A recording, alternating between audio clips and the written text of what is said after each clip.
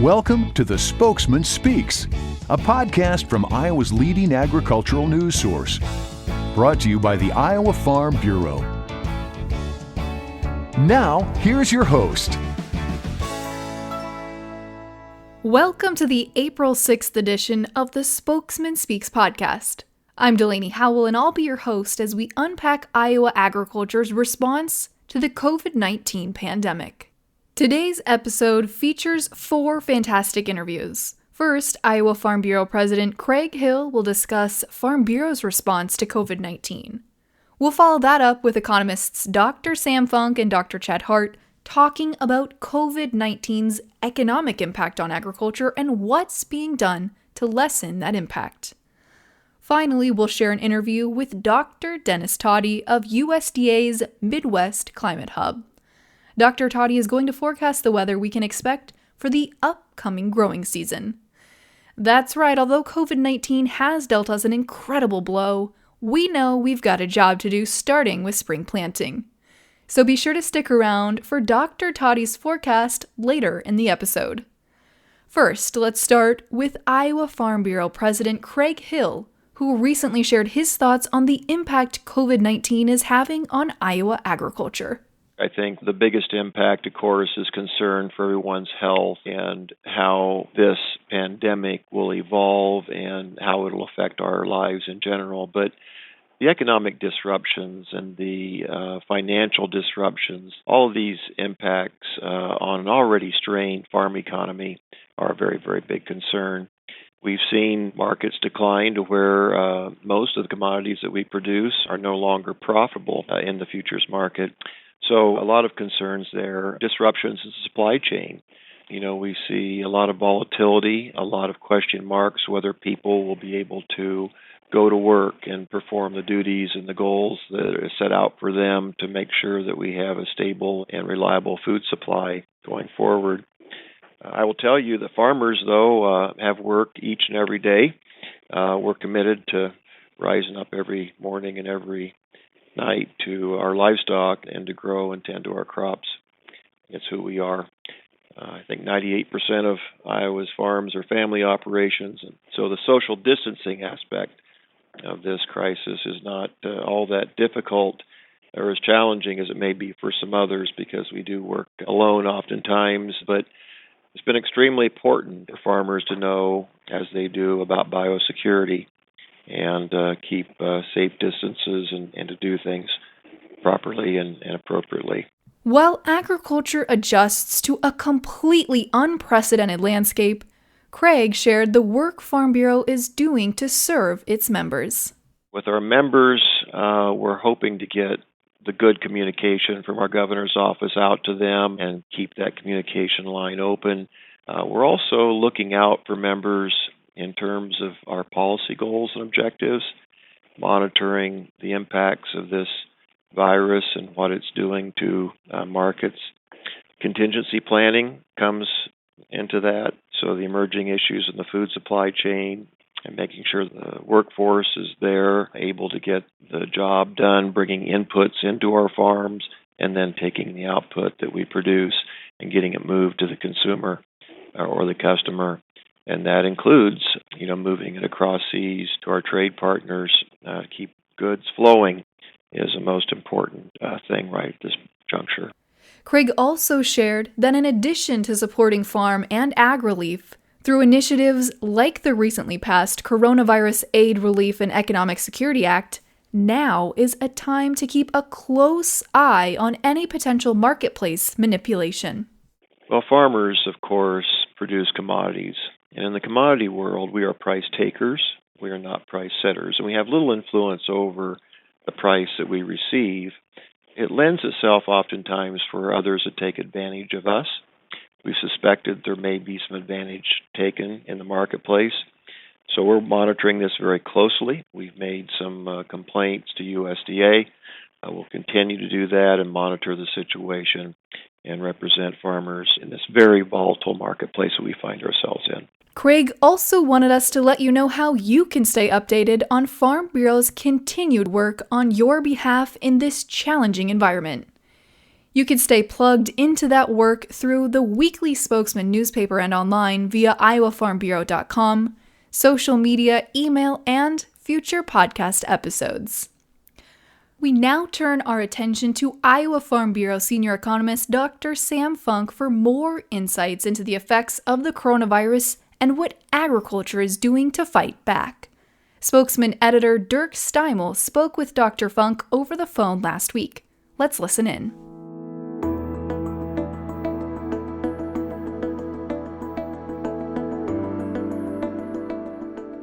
Sam, from a broad perspective, what's been the impact of this pandemic on Iowa agriculture, and which sectors have been hit particularly hard, and which sectors could actually benefit from it, if any? Well, I think the biggest impact for Iowa agriculture is really when you start out just looking at the economic disruptions that have taken place on a broader scale, whether it be globally, across the United States, or directly in the state of Iowa itself. And one of the biggest aspects we've seen on a global scale has really been the energy prices that have really tumbled down. If you go to the pump, you'll find that gasoline prices have gone down due to a number of factors, not just COVID-19, which has resulted in a lower number of cars that are traveling across the roads, but also because of some energy price impacts that have happened with some of the major players of crude oil production in the United States. So because of that, with the lower fuel prices, it also puts a challenge onto ethanol prices as well. And Iowa leads all of the states in the U.S. for ethanol production. So when we think about some of those ethanol margins that have actually been below the cost of production for ethanol, it puts a real strain on the economic ability of those ethanol plants to continue. And we've actually had some that have shut down for what we hope is temporary here in the state and in other states around us. So it's important for us to be able to think about what kind of an impact ethanol has made on agriculture in Iowa. And it's been a large-scale demand user for thinking about where our corn crop goes across the state. So when you think about a shutdown of these plants, every county that we've got in the state of Iowa, which has, if you will, an importing of drawing grain from other counties around it, those are all places where really ethanol has been a strong driver for demand in those counties. So when we lose those plants and they shut down, even on a temporary basis, it creates a lot of disturbances through our marketing channel, through the demand for corn. Another aspect is it's not just ethanol that's produced in those plants. It's also aspects like CO2, which is produced there, which they harvest that CO2 and they use it in processing plants for harvesting livestock, for being able to produce meat, and a number of other uses. So it's a really important aspect which will have ripple effects in through other aspects of agriculture and throughout the state. Obviously, you can think about restaurants and food service facilities which are shut down, which one that could create, very difficult hardships when you think about the number of people across the state who are employed and have income, and that's a primary breadwinner sometimes who may not have employment now. And then also about the direct demands as well for some of our higher value meats. Their higher value was because they went to restaurants and food service facilities. And now we're changing some of those consumption patterns, and we're also changing the logistics about what type of meats are preferred or what products need to go somewhere and what could happen in through there. You think about logistics right now during this planning time of year. You think about the parts distributors. You think about the service facilities for some of our agricultural producers. It's a really important time to be able to get adjusted and ready for spring planting. So there's going to be a lot of stress in that adjustment factor. We've also just had word that came out as of March 30th that there'll be a processing plant in Pennsylvania, a livestock processing plant, which is going to shutter its doors for at least 2 weeks and then reevaluate where they're going to be at because they had cases of COVID there. One thing we want to emphasize out through here, food safety is of utmost importance, and FDA, USDA, and others have all come to the same conclusion that it's not necessary for plants to shutter when they have a case of COVID, and we really just need to focus in on that there are a lot of positives still out there that agriculture is being able to provide for those people. Although we're feeling that economic pinch as well, and our thoughts and prayers are with everybody who's impacted by COVID, the agricultural supply chain is not just an essential industry, but it's an industry which will continue to make for a safe and a strong food supply for everybody across the United States, still meeting the needs for the world and the global demand as well. So if you want to talk about a direct benefit for some sectors, maybe some groups that have a direct opportunity to market to consumers who can provide the foodstuffs that some of the logistics supply chains have not been able to restock some of the grocery shelves, they might be able to benefit from this type of a COVID endeavor. But at the same time, it's really a burden to many in agriculture as well as the economy as a whole. So I wouldn't say there's really a one winner out of this whole aspect. It's a bunch of people having to pull together and make sure that we're able to provide for the global needs. Why is the federal government's pandemic aid package so important to Iowa farmers? And what parts do you see as the most important for farmers? The first aspect, again, is the economic recovery for the nation and trying to make sure that everybody's going to be able to get back to a higher level of demand and that we're able to focus in for the logistics supply chains and make sure that everything is going to come back into a stasis where we'll be able to sustainably continue to do those things which provide the nation and the world with the food, fiber, and other products that we depend on from agriculture. So if you think about what's important for that pandemic aid package, it's really being able to get everybody back into the steam of things to make sure that it's all going to work out well and the system's going to continue to function. Directly, you've got a CCC borrowing authority, which has been increased now again for USDA, and that's an important aspect as USDA considers what it might be able to look at for providing aid to several in agriculture as we think about agriculture as a small business, as we think about agriculture as the system which is necessary to the functioning of the United States. That borrowing authority can be very valuable to be able to look at alternative programs that might come into place from USDA. The other aspect is that USDA Secretary Perdue has been given authority for direct aid programs for a number of different produce suppliers, for livestock and others who will be looking at what they might have as a direct need in through there. And we're talking about billions of dollars out through here, but still a relatively small portion of the overall aid package that's been developed by the federal government, but a very necessary portion of that to be able to provide for agriculture and for the direct needs they're going to have there. Exports are very important to Iowa crop and livestock farmers. Has the pandemic affected exports of crops and livestock? Probably the biggest impact we've seen for exports directly for the United States has been purely in the logistics to be able to get products moved out to those ports. Obviously, you've got a lot of truckers right now on the road who have a lot of hours they're putting in through there, and we're looking to make sure that we've got a sustainable plan in place to be able to allow for people to get products moved. You've got truckers who have to get product into domestic markets, and it's going to compete for a little bit with some of those export markets. But you're right, we still have a lot of export potential and a lot of needs for exports to go from our shores into other markets. So that's obviously a very important thing we'll have, but logistics will be the one challenging place that we look at first. And it's also very important to think about the fact that we've got some of those recently concluded trade agreements in place, and I'm so glad that we're able to have those already there, because hopefully when we get this economic turmoil to settle down across the globe, we'll be able to make use of those agreements and be able to get more product moving in a free-flowing fashion without the encumbrances and some of those aspects that would have been barriers to us exporting had we not already had those trade agreements in place. So it'll be very important for us to be able to develop those export markets and bring those back up into full speed.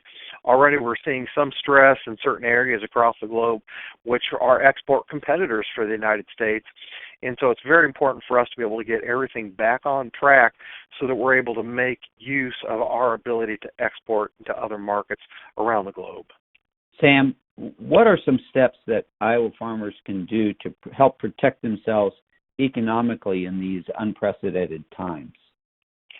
Well, it is an unprecedented time for our generation. There are other generations, obviously, which have seen challenges. And the one thing we know about agriculture, we are a very resilient And it's critical at this point in time that we think about, first, let's make sure that we're able to check in with our neighbors, our friends, our family, because while these are challenging economic times, we need to make sure that everybody's being able to keep up with a lot of different facets, including the health and well-being, including mental well-being of all of our family and friends. And thinking directly about what producers can do right now, obviously we mentioned about this being spring planting time. So if we think about some of the logistic challenges that may occur or some of the business opening challenges for groups that might have maybe key people who have some sort of an outbreak with COVID, on your farm it's important to try to make sure if you have multiple people engaged, that you've got cross-training in case somebody should come down with COVID or be unable to work, that you've got somebody to be able to fill in for those needs. Another aspect is it's already time to start thinking about getting inputs in for the spring planting season onto your farm.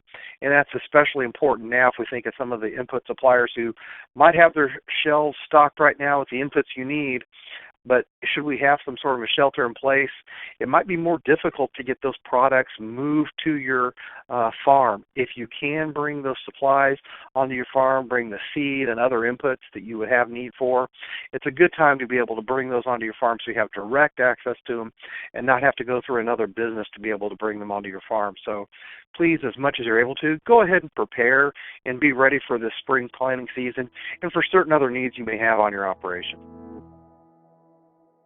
I'm sure you'd agree that it's difficult to forecast really anything right now, so we definitely appreciate those updates from Dr. Funk.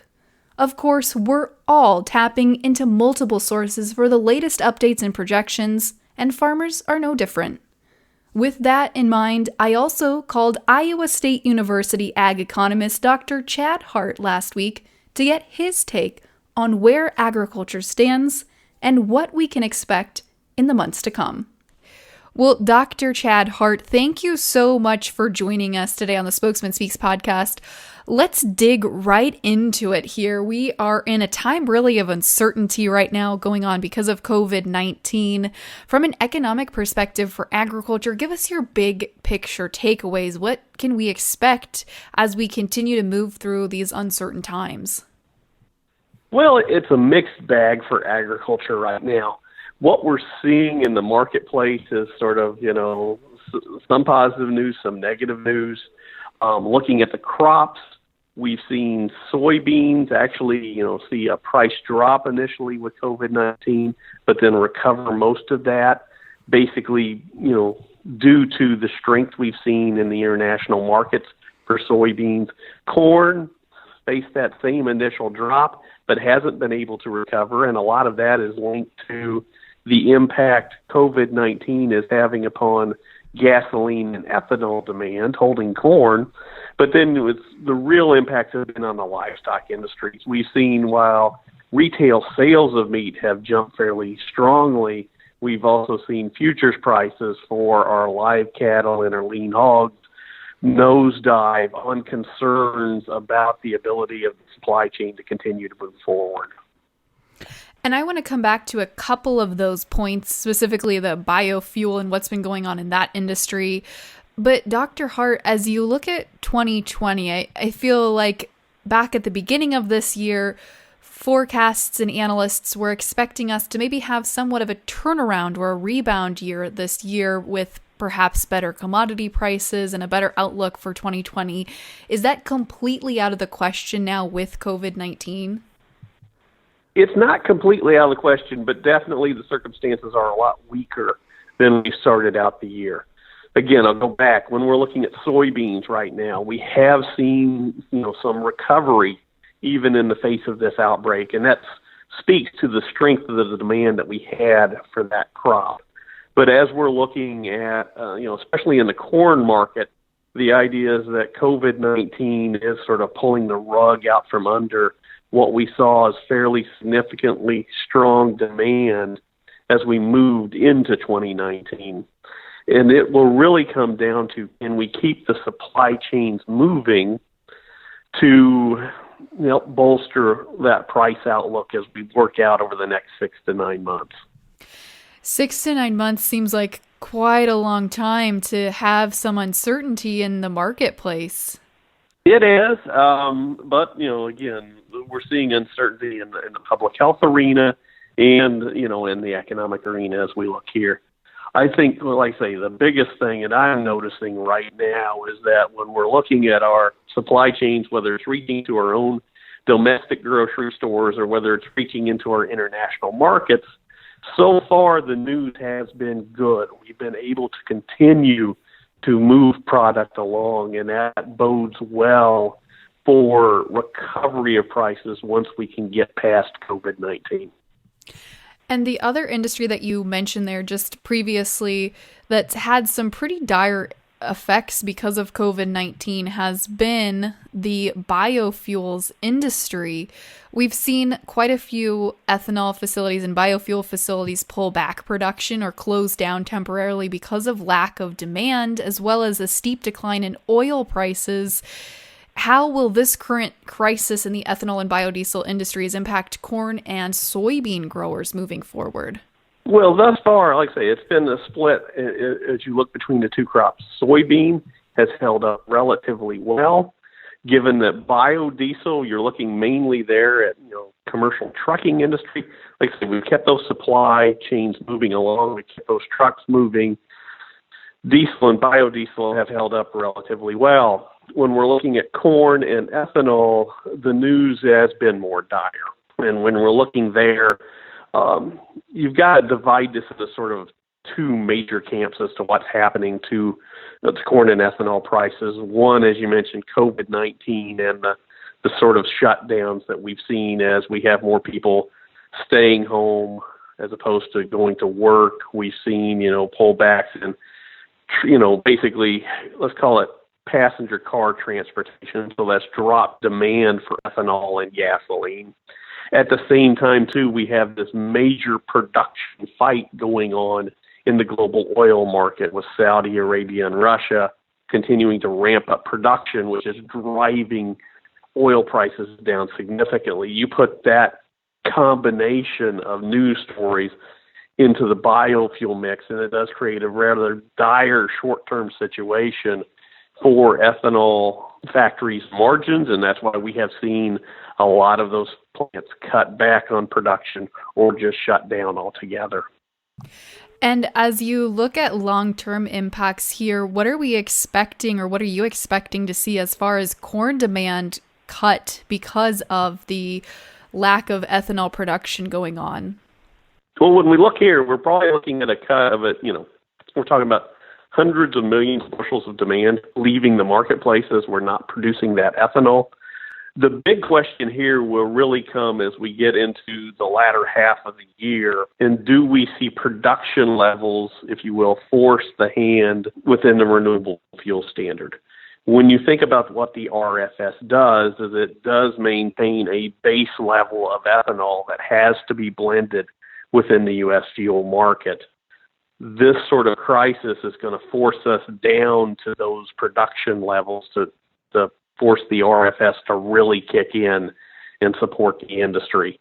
And so just how quickly do we see that occur may go a long way to telling us just how much demand on the corn side we're losing through ethanol. And I just have this feeling that once at least the stay-at-home orders go out of effect and people are allowed to leave their houses again, there'll be at least a short-term influx of people getting out there and driving their cars and getting out and getting about places. When you look at prices of ethanol and biodiesel in particular, how long do you think this recovery process is going to take? And do you think it's going to be just a short influx of a spike in prices and then back down to maybe levels where we are now? Or what's your outlook there, Dr. Hart? Well, I think when we're looking here, as you mentioned, we will see a recovery as people are released from, the stay-at-home orders or just the shelter-in-place orders. And so that will bring a boost to demand for both gasoline and ethanol as we're looking here. But to me, the longer-term fight is really watching the oil market. Like I say, watching what's happening between Saudi Arabia and Russia right now, because that may have a larger impact, if you will, on the corn and ethanol markets than what COVID-19 is happening right now. You can see that COVID-19 is sort of the temporary shift due to everybody sheltering in place, but the longer-term impacts are really going to come from that production fight that's happening right now globally. And we've been spending so much of our time focusing on COVID-19, but it's crazy to think that planting for this year is really right around the corner for a lot of farmers. For acreage expectations, are you anticipating that COVID-19 will alter planting decisions and acreage expectations for 2020? At this point, I don't see COVID-19 really impacting planted acres all that much. When we're looking at the relative price standings, and what's happened under COVID-19, soybean outlook has improved a little bit relative to corn. But the idea is when I'm looking at the board right now and figuring out margins for the two crops, corn still has the relative advantage. And so I'm sticking fairly close to what USDA has already outlined, where we're sitting here thinking, we're going to see somewhere close to 94 million acres of corn, about 85 million acres of soybeans.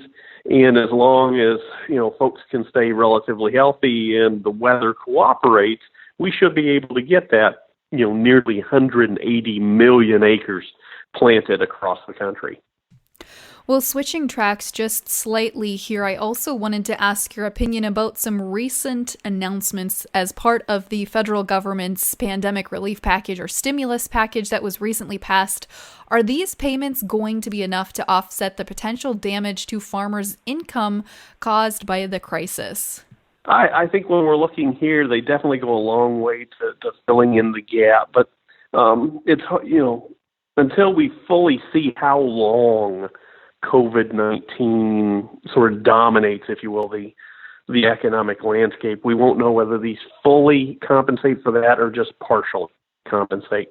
What we do know is that the federal government has definitely, tried to target the commodities that have been most adversely impacted within the stimulus package that they passed. They definitely look to target more of that assistance to the livestock industries, the dairy industry, fruit and vegetable production, because those are the commodities where we've seen the, if you will, the largest swings in prices due to COVID-19. But Congress also shored up base support for all commodities and made sure that USDA has plenty of funds in order to address issues as we move forward over the next few months. Well, it certainly sounds like it is going to be a wait-and-see game, as it usually is. Dr. Hart, thank you so much again for joining and sharing your insight. It was my pleasure to be with you today. A special thanks to Dr. Hart, Dr. Funk, and President Hill for sharing their COVID-19 assessments with us. I have a feeling we'll be hearing a lot more from each of them in the weeks to come.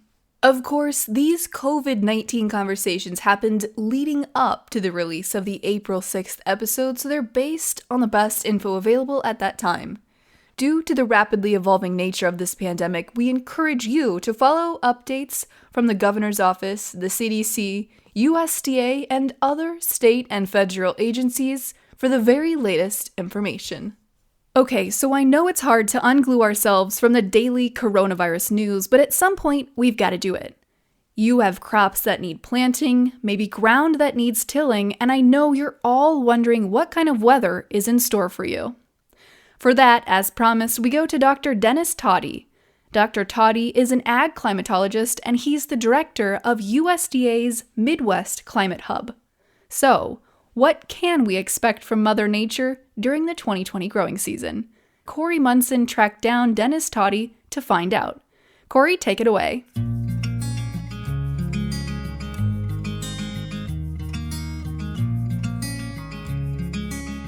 So I think the biggest question folks are really asking right now is 2020 going to be another 2019?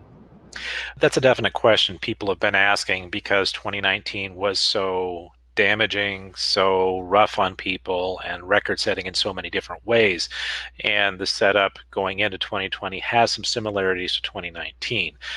Fortunately, we can pretty safely say that 2020 would not be a repeat of 2019, unless some more extreme things happen, because several things that had to happen already have not. We haven't had as much snow, we haven't had as much frozen ground, so the ground has been able to dry a bit. So we're pretty confident that 2019 will not be a repeat of 2020. That said, we're not saying 2019 is going to be great. There are some problems and issues that we're dealing with still in wet soils and potential for additional rainfall. So that's the thing. Not as bad as last year, but we still have some issues we're going to have to deal with. What are the flooding risks, especially along the Missouri and Mississippi rivers this year? Given our wetness situation from last fall and actually our last couple of years, we have a lot of water in the soils. Our hydrologic systems are quite full. So the risk for flooding on the rivers is still very apparent. And according to NOAA, National Oceanic and Atmospheric Administration folks, the bigger risk right now seems to be along the Mississippi River, because streams are already full. We have some snow melt in Minnesota and Wisconsin that will go into the river, and then expected additional precipitation. So it looks like that is probably the bigger one. The Missouri has some potential flooding, but the Missouri does have the dam system that they have been able to evacuate storage capacity to be able to deal with potential heavy precipitation and hold that back. The Mississippi does not have that capability. The dams don't have any ability to hold water back to store much water. So that's going to be our larger one. From an ag perspective, the land adjacent to the Mississippi River is less hampered by flooding, unlike along the Missouri River Valley. But the issues we do have along the Mississippi are transport up and down the river, so transport of grain out, and fertilizer and other things possibly coming in may be hampered because of the potential flooding. That was the problem last year, is we were unable to get some fertilizer shipped in, and there's some other grain didn't go out because of the amount of flooding and the prolonged flooding that existed, especially on the Mississippi River. A lot of folks talk about El Nino and La Nina. How do these patterns affect our weather here, and what is our status currently? When we're talking about El Nino and La Nina, we're talking about sea surface temperatures, the temperature of the ocean water in parts of the Pacific, particularly the equator and the eastern Pacific. And what happens is when those change temperatures from to warm to cold, that influences the atmosphere near them, and those atmospheric patterns then shift other patterns that can affect us. They can affect South America, other grain growing regions there. So that is why we watch them. They also give us an ability to talk about what's happening at a longer term, maybe more months ahead of time, with a little more certainty, because we have higher probabilities of certain things happening. Typically for us, the summer during an El Nino tends to be a better growing season. Summers during a La Nina can be a worse growing season. There have been a few bad drought events that have occurred during La Nina events. So our current right now is we are what would look like the edge of an El Nino event. It probably won't make it officially be declared one, because we've not been at a warm enough temperature for a long enough period of time. There's a time period and a strength that are involved here. So we're officially in neutral conditions between El Nino and La Nina. There are some computer models that take us toward La Nina by later in the growing season in the fall. So that's why we're going to watch those. I don't think they're going to transition quickly enough to be a problem, but we will need to watch those as we go along during the summertime, because if those were to transition to La Nina, we could potentially have some problems towards the end of the growing season. Right now, we don't expect that to happen, so we're not too concerned about it. What is your best guess for conditions when farmers get ready to start planting? The issues that we talked about a bit, we have very wet soils already. Some of them maybe are a little better than we went into last year, some may be a little bit worse. Pretty much everywhere in the Corn Belt is wet at this point. Eastern Corn Belt was not quite as wet. They're quickly wetting up and have had some flooding issues already. Iowa, the Central Corn Belt, is going to get wetter. We're already somewhat wet in soils. The Northern Plains is also wet. So pretty much everywhere is wet. So even if we don't get too much more precipitation, there's going to be planting delays, and we do expect some additional precipitation to happen. So we therefore expect delays to be happening. They may not be severe, but it's going to be some slower going. It right now does look like there is some potential for some dryness getting into April. That's a positive thing, but we will need some decent amount of dryness to be able to get production moving, get planting moving. So there will be windows. We expect there to be windows. Unfortunately, they may not be large windows. And so people need to be able to ready to go, to take advantage of them while balancing having appropriate soil conditions so they're not getting out in soils that aren't ready to have equipment on them. Given the year we're anticipating, and in addition to what you've already mentioned, what action should farmers be taking right now in preparation? Obviously, people are going to start getting ready for planting. That's an appropriate thing to do, getting equipment ready, getting set for field work. I would also encourage them to think ahead about what the conditions could be and start doing some planning and setting some dates for making decisions so that they're not caught at a point where we're too far behind in a crisis mode decision. People should set out dates, think of alternatives. Can I move to a shorter season variety? Can I switch to something? Or do I go prevent plant? What people need to do will need to base on their own local conditions in planting and their own economic conditions, but start thinking about those things now. They should also be ready to look ahead. And once we're going and see how delayed planting we are, about thinking the rest of the growing season. If we are delayed planting, then it's very possible you need to start thinking about harvest, like we did last year, where we were quite late. And we know we'll be harvesting late and maybe harvesting high moisture. So do we start working on propane? We've got tools that can help people track where they are during the growing season in the way of corn development. So the big thing is start thinking ahead and start thinking about alternatives should they need to get to those point, and when you would start implementing those alternatives. Where should farmers go to get the latest and best information regarding conditions and future forecasts? We help try to create some ag outlooks where we summarize pieces of information into a short report called our Ag Focus Outlook. It's available on our website. Just search Midwest Climate Hub and go to the Outlooks page. We use information from a few partners. One of those is National Weather Service Climate Prediction Center. They have a set of outlooks that do 6 to 10 day and 8 to 14 day outlooks out to a year in advance. It's a good one to check, especially pretty regularly on near term, what might be happening the following week, especially if you're getting near to make some critical decisions. We also work with 2 regional climate centers in part of our area, the Midwest Regional Climate Center at the University of Illinois and the High Plains Regional Climate Center at the University of Nebraska. They have some very nice maps tracking what's going on in local temperature and precipitation. If you're looking for current forecasts, National Weather Service, weather.gov is a good place to be finding out, especially in weather events, what's going on and with forecast information. I think one of my key takeaways is something that Dr. Todey mentioned near the beginning of that interview. While 2020 is sure to present its own challenges, it's not setting up to be a repeat of 2019. And thank goodness for that. If we're looking for silver linings, I think that's a great place to start. Okay, we've nearly reached the end of this episode. I know this one was a bit longer than most and had a lot of important information for you to chew on, but we felt it was important to spend some extra time during these extraordinary circumstances we're facing right now, so thanks for sticking around. Before we go, I want to direct your attention to a set of free and confidential resources that Iowa Farm Bureau has compiled for farm families who are dealing with stress in these uncertain times. If you head to iowafarmbureau.com, you'll find those resources at the top of the homepage.